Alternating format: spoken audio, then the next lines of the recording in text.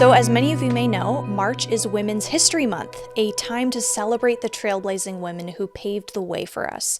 Whether it's politics, activism, science, or everyday life, their courage and resilience continue to shape our world.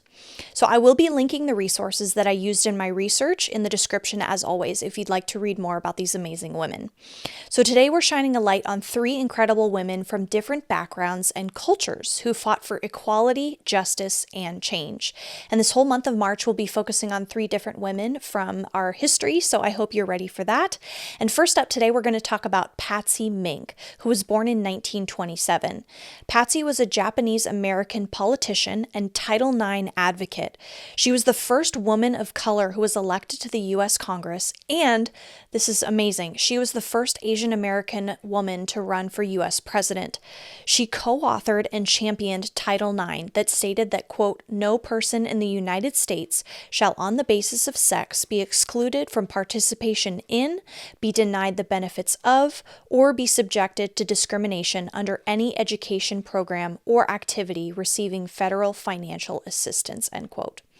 This law transformed women's access to education and college sports. I'm sure you've heard of it before, but Patsy definitely had her share of difficulties. She had to overcome racial and gender discrimination to become a lawyer when no law firm would hire her. She advocated for gender and racial equality, affordable childcare, and bilingual education. After her death, Patsy was awarded the Presidential Medal of Freedom for her contributions to women's rights. Number 2, Wangari Maathai was born in 1940, and she was a Kenyan environmental and women's rights activist. She was the first American woman to win the Nobel Peace Prize for her work in sustainable development and women's empowerment. She founded the Green Belt movement, which has planted over 51 million trees in Kenya to combat deforestation. She advocated for democracy and women's rights despite multiple arrests and government opposition. She became the first woman in East and Central Africa to earn a PhD.